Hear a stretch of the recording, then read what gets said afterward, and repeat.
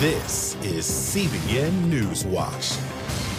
Thank you for joining us for CBN Newswatch. I'm Ephraim Graham. We begin this half hour with President Trump turning up the pressure on Hamas, issuing what he calls a last warning for the militant group to release all remaining hostages. His special envoy to the Middle East says Hamas has been not cooperative and is running out of time. Meanwhile, Israel is signaling growing frustration over the U.S. approach to the issue. CBN's Chuck Holton has the latest. Officials say negotiations center on the safe return of 24 hostages, still believed to be alive, particularly Israeli-American Adon Alexander, along with the bodies of at least 35 others. We feel that Hamas has not been forthright with us, and it's time for them to be forthright with us. The president has issued a statement about what's acceptable to him and what's not. While the U.S. pursues diplomatic talks, Israeli Prime Minister Benjamin Netanyahu is reportedly unhappy about the effort. Sources close to his office say he fears it could undercut Israel's war effort and pressure to force Hamas surrender. They have 59 hostages, of which many of them are killed. And those 24 that are living, they said they're in very bad shape. Meanwhile, Hamas has issued a threat, saying it'll execute hostages if Israel resumes its military offensive in Gaza. But the Trump administration is adamant, and some form of joint U.S. military involvement with Israel may not be off the table. I think it's fairly clear he was saying, I've had enough. I wouldn't test President Trump. Witkoff says the brutality hostages endured has only strengthened Trump's resolve. There's a lot of conversation among these hostages about the deprivation that they went through, about murders that they saw. And I think that the president listened to it, absorbed it, and said, it's unacceptable. I'm not going to tolerate this type of behavior.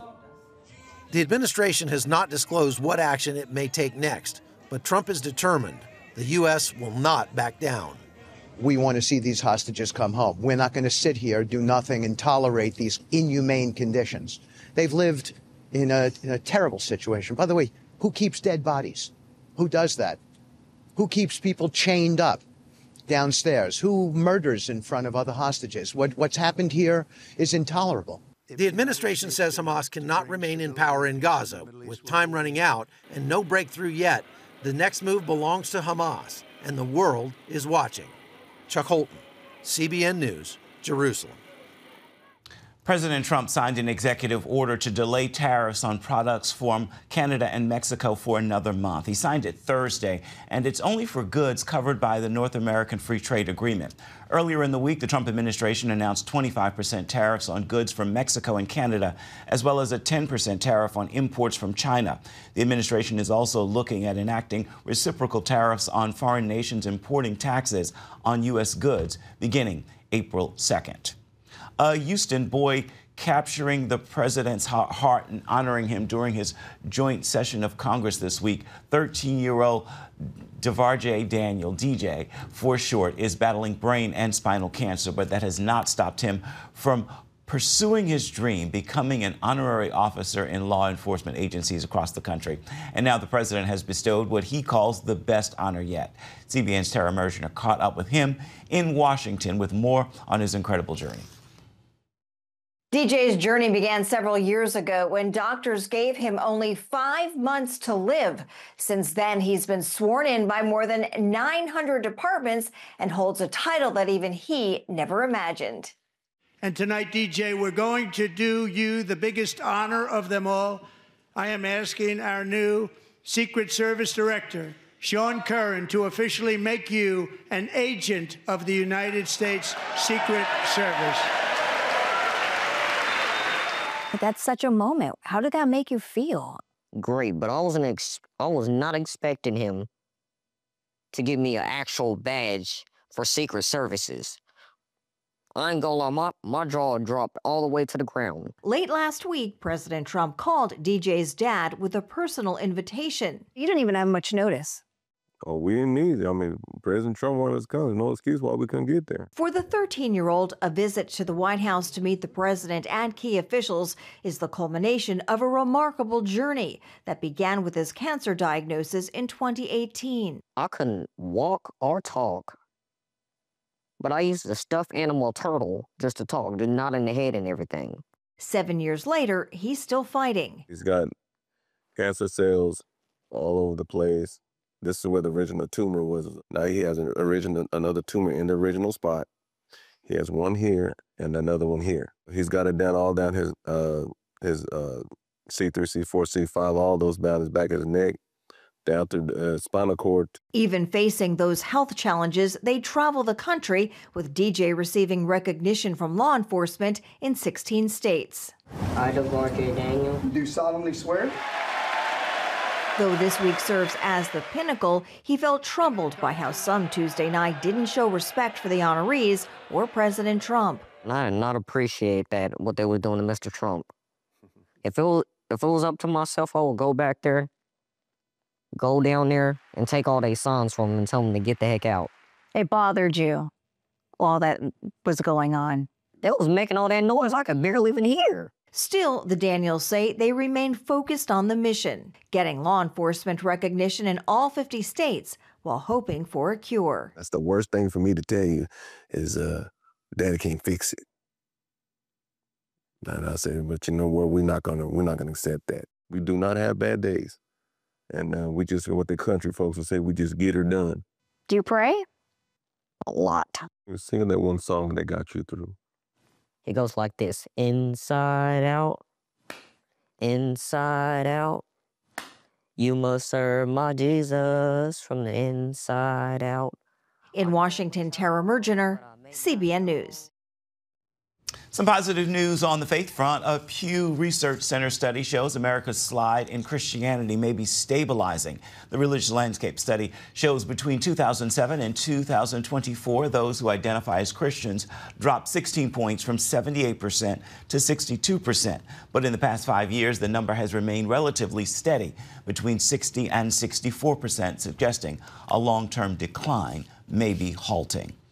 Nicole Shanahan, the billionaire and former vice presidential running mate for Robert F. Kennedy Jr., now says she is a Jew for Jesus. Shanahan telling her story on X, formerly known as Twitter, in a post called My Baptism Story.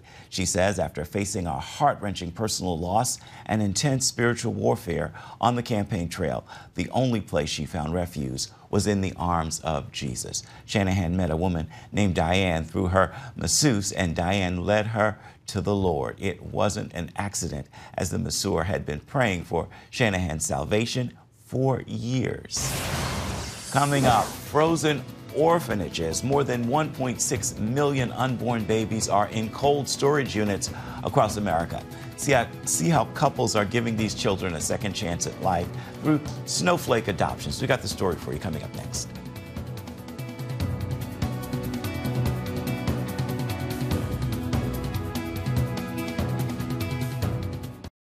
Download the CBN News app, 24/7 news from a Christian perspective at home or on the road. One place for all of your news. Breaking news alerts. Set daily prayer goals and pray for news stories. Read the most important news and watch CBN News Channel live. CBN News, because truth matters. Go to cbnnewsapp.com to get the app today. When couples conceive a child through in vitro fertilization, the unused embryos are frozen indefinitely. The storage facilities are sometimes called frozen orphanages. A new documentary shows these embryos can get a second chance at life through adoption. CBN medical reporter Lori Johnson has the story. You'd never know by looking at this beautiful little girl that she spent 10 years as a frozen embryo until Allie and Derek adopted her. After being implanted in Allie, she was born 9 months later. I had no idea that people had embryos that they were knowingly putting up for adoption for couples like us to use. Many years ago, this child was conceived along with 13 others when Tara and Travis went through in vitro fertilization. They implanted 3 of those embryos, and as a result, Tara gave birth to their 3 children. Unable to implant their remaining embryos, however, the couple wasn't sure what to do with them. The way we felt, we wanted to give them a chance at life because they could be sitting there in a freezer, or you could give them the potential to have a life. So they put them up for adoption. It was hard to let go because they were yours, It took us about 3.5 years to fill out the paperwork because I would start it and then I was just like, I can't do this. I'm not ready for it. They chose to give them to Allie and Derek, who wanted no contact after the transfer. We were very open about we do not wish to have a relationship with the Placing family. We're for the closed adoption. But God had a different plan. We had gotten an email asking if they could pray for us over FaceTime. And when we opened our little rectangle phone, and it was the parents and all 3 kids sitting there. And we prayed together and we cried together. And from that moment, the FaceTime turned into a group chat, and the group chat turned into family vacations. And we tell people we were probably the exception and not the rule, but we did not just adopt the embryos, we adopted their whole family and extended family. Scientists say embryos can be frozen for up to 100 years and still be born. So far, the longest has been about 20 years. Frozen embryos who are adopted, implanted, and born are often called snowflake babies. More couples are doing this, but it's still rare. Even though 1.6 million unborn babies remain in cold storage in the U.S. alone, only a few thousand are adopted each year. These couples hope that number will increase, which is why they participated in the new documentary, Spares, Second Chance Stories of Frozen Embryos. Before I started this project, I just prayed, Lord, this is your story. Bring me some people to tell your story well. And he provided these 4 amazing couples. Who can speak to millions of others. 1 out of 7 couples go through some infertility. And so this is an incredible, painful thing. And everybody is looking for options and options that honor the Lord. Those who choose IVF sometimes feel surprised when they discover the unintended consequences. For my wife and I, when we went through this years ago, we were going to church in New York City and met with Tim Keller, our pastor, and we asked him, what are the moral implications of this? And he said, you guys are the first people to ask me this question. Turns out IVF usually involves extracting up to 30 eggs from the woman, placing them in a petri dish, then fertilizing them with the man's sperm, with the goal of creating as many embryos as possible. For those who believe life begins at conception, these are children. Then last year, the Alabama Supreme Court ruled that's exactly what they are. IVF has to be taken very, very seriously. These doctors and the people that decide to pursue it have to take it so seriously, and I think sometimes they just create these embryos without any thought of what's going to happen to the rest of them that don't get used. After the unborn children are created, they're then tested. They actually rank them and they determine which ones are viable and which ones are not viable. In our case, we had 14, and the doctors came to us and said, we believe 7 of them are viable and 7 of them are not viable. And that leads to some huge questions as well. And you say, okay, are they really not viable? What is this process?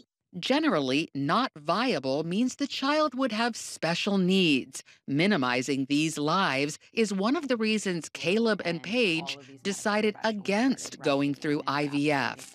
To even have this idea about eradicating a type of person because you don't view them as enough, to me, is a form of evil. Concern about the treatment of embryos conceived through IVF is one of the reasons the Southern Baptist Convention voted last year to oppose it. I would really hope that as this the fallout of this happens, that there is more and more embryo adoption, especially among Christians who even might agree with the SBC about that IVF is not the path that Christians should take, but then, okay, these babies still exist, it's still happening. Let's be part of the solution. As the controversy surrounding IVF increases, many faith leaders say it can be a good choice for couples who want their own biological children, as long as it's done within certain boundaries. That usually involves creating a lot fewer embryos and using every one of them. Lori Johnson, CBN News. More information on snowflake adoptions, go to our website. That's cbnnews.com. Still ahead, the steel-tough linebacker, Pittsburgh's Alex Highsmith. Find out why he says intensity and passion are forms of worship for him. You're watching CBN Newswatch.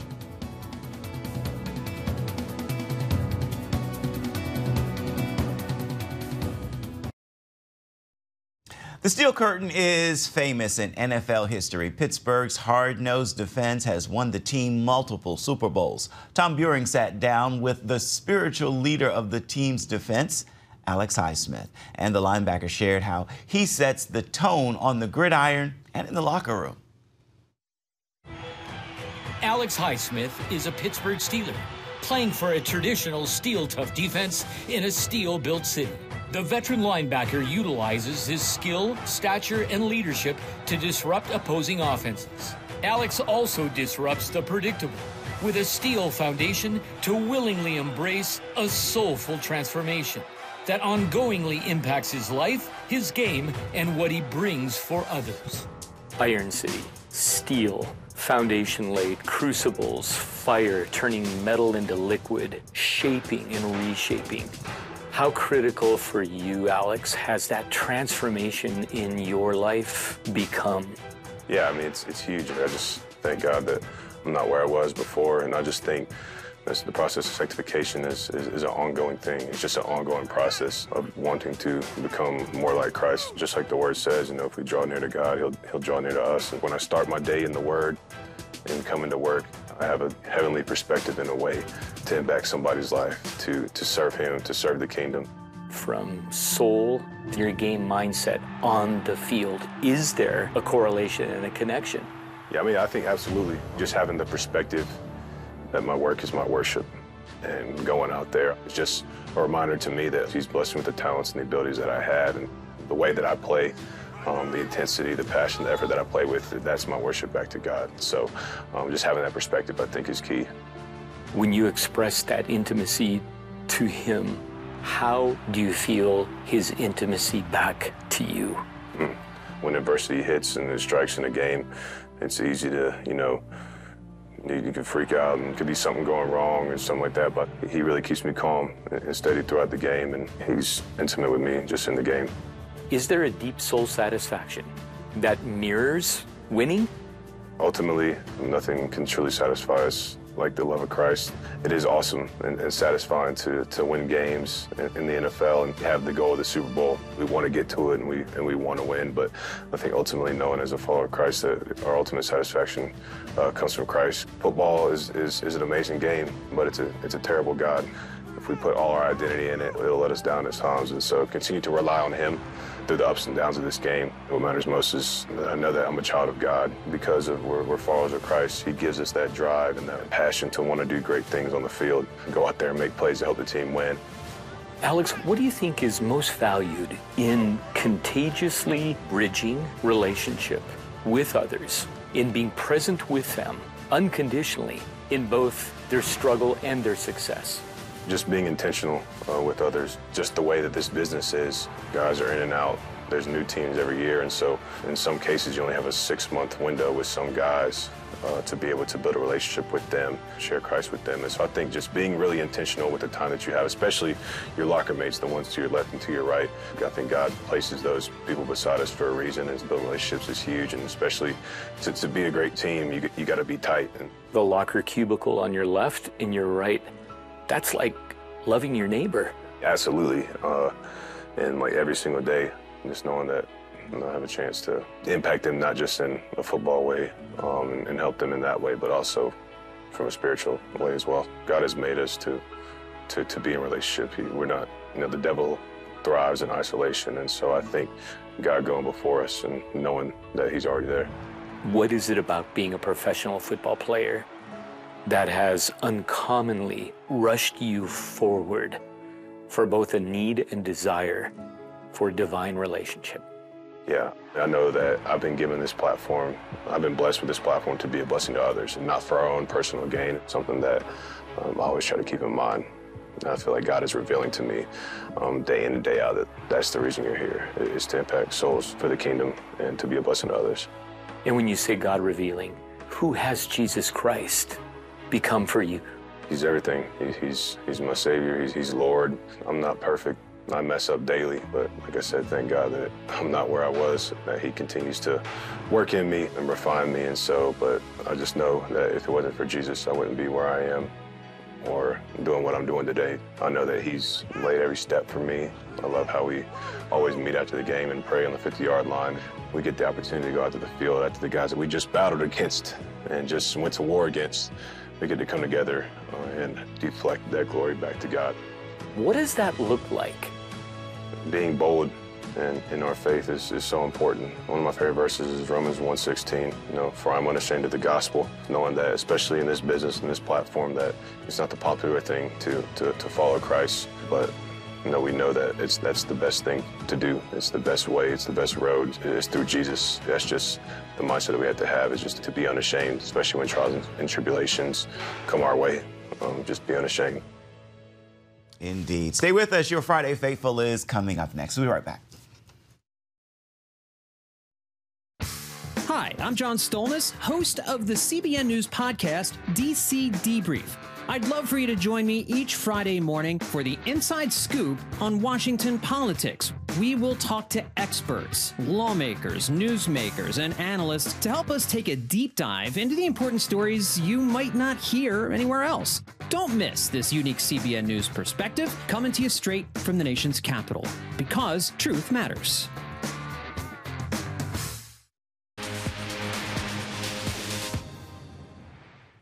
Time now for your Friday Faithful, and today I want to leave you with this word. Christianity is a death sentence and a life sentence. You must die to self daily, and in doing so, you then live the abundant life Christ lived, died, and rose to give you. It's not always easy, but it is always worth it. With that word, make this a fabulous Friday and have yourself a wonderful weekend. Well, that will do it for this edition of CBN Newswatch. Remember, you can always find more of our news programs on the CBN News channel at any time. You can also find them online at cbnnews.com. Take a moment and let us know what you think about the stories you've seen here today. You can email us, newswatch@cbn.com. You can also reach out and touch us on Facebook, Instagram, and X, formerly known as Twitter. We look forward to seeing you right back here, same time come Monday. Goodbye, God bless, and thank you for watching.